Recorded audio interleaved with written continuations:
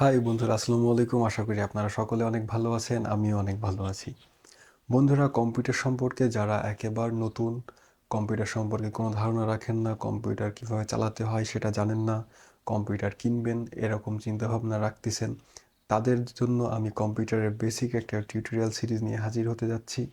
এখানে part by part আমি আপনাদের কম্পিউটারের বেসিক ফাংশনগুলো শেখাবো এবং এই বেসিক ফাংশনগুলো শিখতে শিখতে আশা করি একদিন আপনারা এক্সপার্ট হয়ে যাবেন।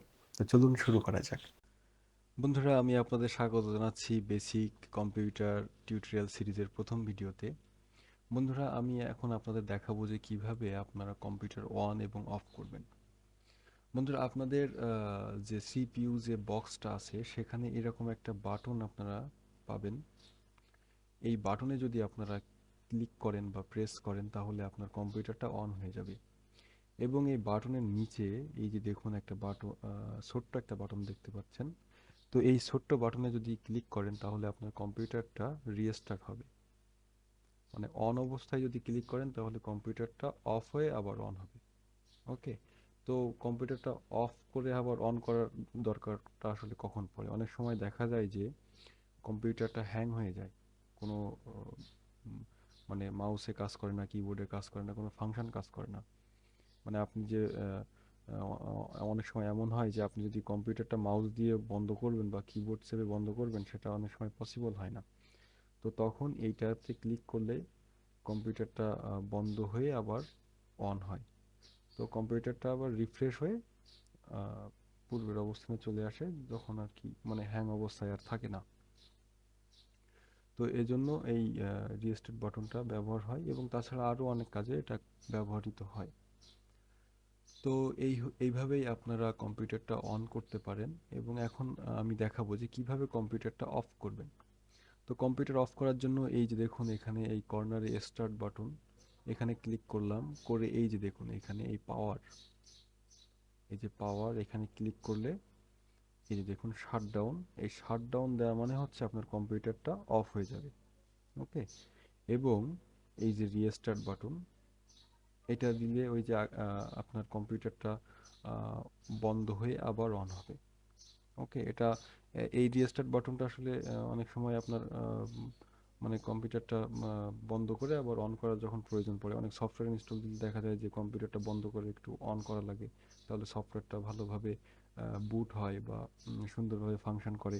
বা তাছাড়া বিভিন্ন প্রয়োজনে কম্পিউটারটা রিস্টার্ট দেওয়ার প্রয়োজন হতে পারে।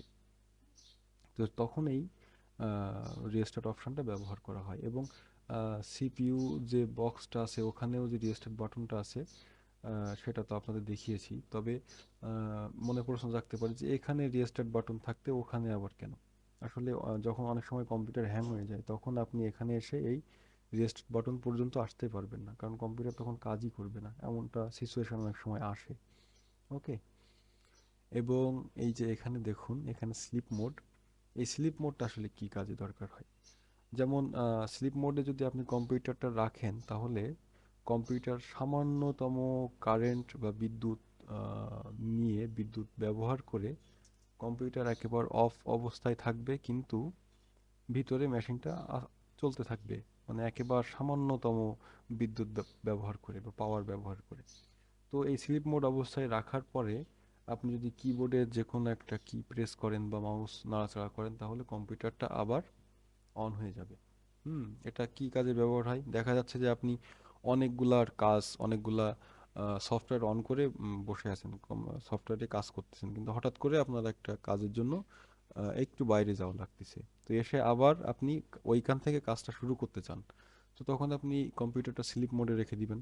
রেখে দিয়ে আপনার কাজটা সেরে আপনি আবার চলে আসবেন। চলে এসে কিবোর্ডে প্রেস করবেন অথবা মাউসটা একটু নাড়াচাড়া করলে কম্পিউটারটা আবার অন হয়ে যাবে। তো এভাবেই আপনি কম্পিউটার অন এবং অফ করতে পারেন।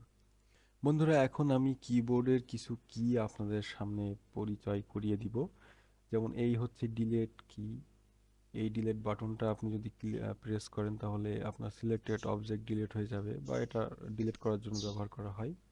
তারপরে এই যে নাম লক যেটা, এইটাতে যদি মানে ক্লিক করলে এখানে দেখবেন একটা লাইট জ্বলে উঠবে। হুম। তো এই লাইটটা জ্বলে থাকা অবস্থায় আপনি এই নাম্বার কিতে কাজ করতে পারবেন। কিন্তু এখানে চাপ দিয়ে আবার লাইটটা যদি বন্ধ করে দেন, মানে নামলক কিটা অফ করে দেন, তাহলে এই যে নাম্বার যে কি আছে এগুলা আপনার আর কাজ করবে না। ওকে। তারপরে এখানে এই যে কন্ট্রোল কি, অল্টার কি, স্পেস বার, এটা হলো স্পেস বার, এটা শিফট, এটা হলো ক্যাপস লক, এটা হলো ট্যাব। হুম। তারপরে এখানে এই যে অক্ষরগুলো দেখতে পাচ্ছেন, এটা একটা অন্য ল্যাঙ্গুয়েজের কি, আমাদের বাংলা ভাষার যে কিবোর্ড সেটা আলাদা হবে, এখানে আমাদের বাংলা ভাষা থাকবে। তো এটা নিশ্চয়ই আপনি যে কিবোর্ডটা কিনেছেন সেখানে বাংলা লেখা আছে। তো এই হলো শিফট কি, এন্টার কি। হুম। তারপরে এই হচ্ছে অ্যারো, চারটা অ্যারো। তারপরে এই যে ডাউন পেজ, পেজ আপ কি। ওকে। তারপরে এটা হলো হোম কি। তো এগুলা আসলে কাজে লাগবে। তো আমি এজন্য আপনাদের এটা পরিচয় করিয়ে দিচ্ছি। এখন ডেস্কটপকে আপনাদের সাথে পরিচয় করিয়ে দিব। এই যে আপনারা যেটা দেখতে পাচ্ছেন সামনে, এই যে স্ক্রিনটা, এটার নাম হচ্ছে ডেস্কটপ। এটাকে ডেস্কটপ বলে। ওকে। ডেস্কটপের উপরে দেখুন এই যে আইকন, এটাতে আমাদের কম্পিউটারের যে মেমোরি সেটা এর ভিতরে, এখান থেকে আমরা মেমোরি অ্যাক্সেস করতে পারি। এটা হলো রিসাইকেল বিন।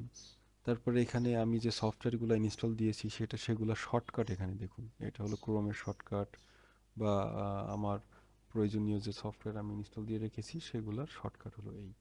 তারপরে এখানে দেখুন আমি কিছু ফটো রেখে দিয়েছি, যেটা আমার এখন একটু দরকার ছিল আপনাদের দেখাবো বলে, সেটা আমি এখানে রেখে দিয়েছি। এটা ডেস্কটপের উপরে রেখে দিয়েছি। ওকে। তারপরে এই যে নিচে দেখুন, এটা হলো টাস্ক বার। টাস্ক বারের এইখানে দেখুন ঘড়ি আছে, ঘড়ি। তারপরে এখানে যদি ক্লিক করেন তাহলে আপনি ক্যালেন্ডার দেখতে পাবেন, ঘড়িও দেখতে পাবেন।